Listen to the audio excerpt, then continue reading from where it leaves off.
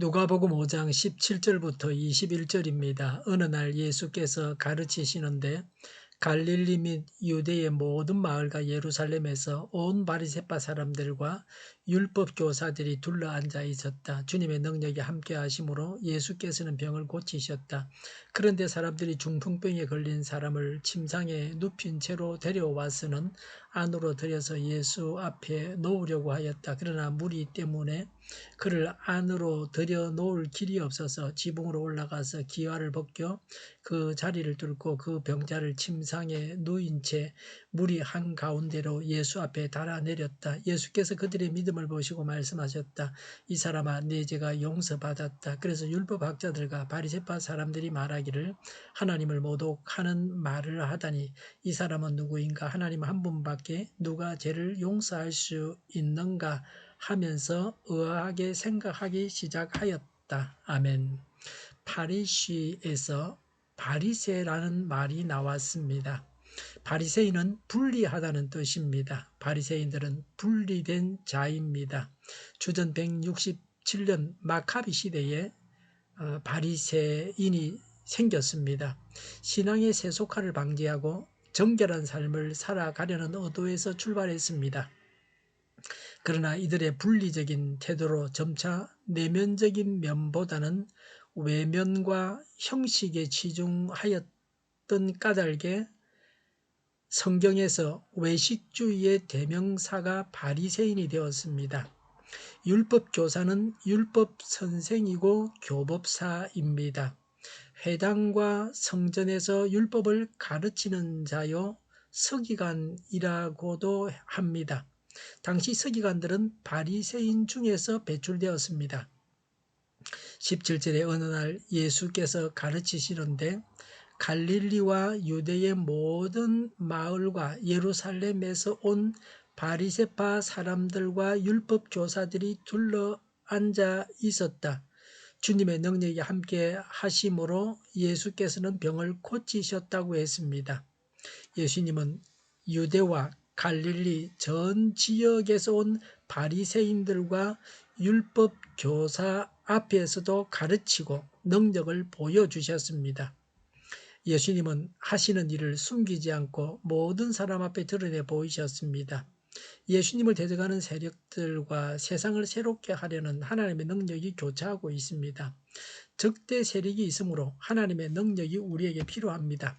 18절에 그런데 사람들이 중풍병에 걸린 사람을 침상에 눕힌 채로 데려와서는 안으로 들여서 예수 앞에 놓으려고 하였다고 했습니다. 모든 사람이 다 예수님을 만나야 합니다. 바리새인도 율법 교사도 예수님을 만나야 합니다. 예수님을 간절히 만나려고 하는 자가 있었습니다. 이 병자의 병이 심각했으므로 눕힌 채로 왔습니다. 19절에 그러나 무리 때문에 그를 안으로 들여 놓을 길이 없어서라고 했습니다. 이미 예수님의 가르침을 듣고 있는 사람들로 인해서 예수님 앞에 나아갈 수 없었습니다. 아무도 그들이 들어가게 해주지 않았습니다.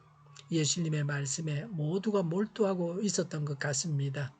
이들 무리들에게서는 양보라든지 남의 처지를 동정하는 그런 마음들을 볼 수 없습니다. 19절에 지붕으로 올라가서 기와를 벗겨 자리를 뚫고 그 병자를 침상에 누인 채 무리 한가운데로 예수 앞에 달아내렸다고 했습니다. 예수님을 만나기 위한 수고였습니다. 중대한 결단을 하고 행할 수 있는 일을 하였습니다. 그들이 얼마나 예수님을 간절히 필요로 했는가를 보여줍니다. 이들의 눈에는 집보다는 중풍병자를 고치는 것이 더 중요했습니다.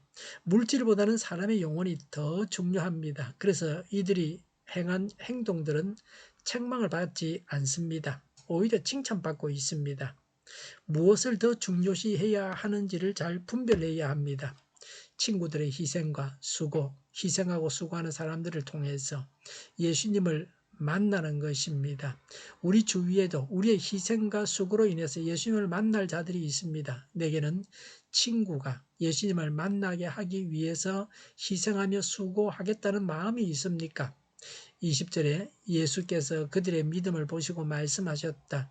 이 사람아, 내 죄가 용서받았다라고 하셨습니다. 보통의 경우에는 너의 소원이 무엇이냐 고 물어보시고 병자는 낫기를 원합니다라고 합니다. 그러나 이 사람의 경우는 예수님께서 묻지도 않으시고 바로 선언하셨습니다. 그것은 그들의 믿음을 보셨기 때문이었습니다. 지붕을 덮고 환자를 침상에 누인 채로 달아내린 그 믿음을 보시고 하신 선언이었습니다. 우리는 예수님 앞에 나아가고자 하는 강한 열망이 있어야 합니다. 예수님을 영접하고자 하는 열망이 있어야 합니다. 예수님을 주인으로 모시고 예수님의 뜻대로 살아가겠다는 열망이 있어야 합니다. 예수님의 선언은 내 병이 고침을 받았다는 것이 아닙니다. 내 죄가 용서받았다는 것이었습니다. 그가 요구하는 것은 병고침이었을 것입니다. 그런데 예수님은 죄 용서를 선언하셨습니다. 이렇게 하신 것은 모든 병이 죄로부터 온다는 겁니다. 죄가 질병의 원인입니다. 영혼의 질병이 더 근본적인 문제입니다. 중풍병자는 육신은 움직일 수 없지만 정신은 멀쩡합니다. 이 사람은 병에 걸려 누워서 자신이 지은 죄를 뉘우치면서 정신적으로 고통을 당하고 있었습니다. 자신의 죄로 인한 고통 때문에 신음하고 있었습니다. 그래서 예수님께서 죄 용서를 선언하셨습니다. 누가 죄를 용서받습니까? 예수님을 믿는 사람입니다. 또 예수님께로 나아오는 자, 또 십자가 앞에 나아오는 자가 믿음으로 죄를 용서받고 하나님의 자녀가 되고 구원받습니다. 21절에 그래서 율법학자들과 바리새파 사람들이 말하기를 하나님을 모독하는 말을 하다니 이 사람은 누구인가? 하나님 한 분밖에 누가 죄를 용서할 수 있는가 하면서 의아하게 생각하기 시작하였다고 했습니다. 예수님께서 메시아이심으로 이런 선언을 하실 수 있었습니다. 이런 선언은 예수님만 하실 수 있습니다. 우리는 예수님께서 우리 죄를 용서하신다고 선언해야 합니다. 그러나 율법학자들과 바리새인들은 예수님이 하나님을 모독하는 말을 한다고 생각했습니다.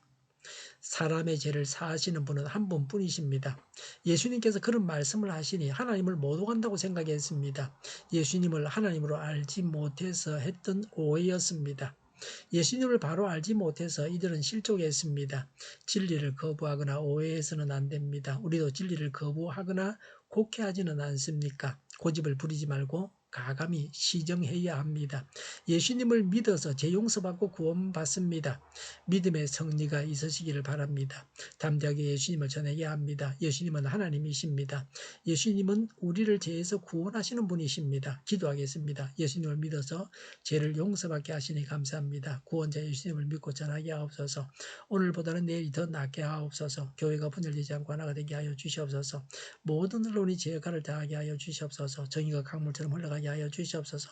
하나님을 대적하는 법을 만들지 않게 하여 주시옵소서. 코로나19가 물러가고 바로 백신 접종을 완료하고 치료자 나오고 갇힌 생활이 끝나게 하여 주시옵소서. 수도권과 부산과 영도의 환자 폭증을 막아 주시옵소서. 우리 통일교회가 만군은집하게 하여 주시옵소서. 예수 이름으로 명하노니 모든 병만은 물러가고 몸의 모든 부분들 온전하게 될지어다. 신유의 기적을 베푸셔서 지금도 저희의 질병을 고쳐 주시옵소서. 코로나로 고생하는 모든 자들을 고치시고 있는지 하여 주시옵소서. 교회와 나라를 고치셔서 또 잘못된 것을 제거하여서 성결하게 하여 주시옵소서. 저희와 교회와 나라의 민족을 불쌍히 여겨 주시옵소서. 교회와 나라의 지도자 복을 허락하여 주시옵소서.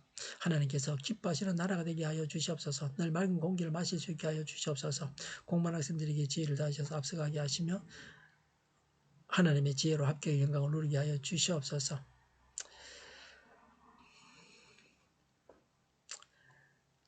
내일은 하나님 앞에 아름다운 예배, 은혜가 넘쳐나는 예배, 감염이 없는 예배를 드리게 하여 주시옵소서.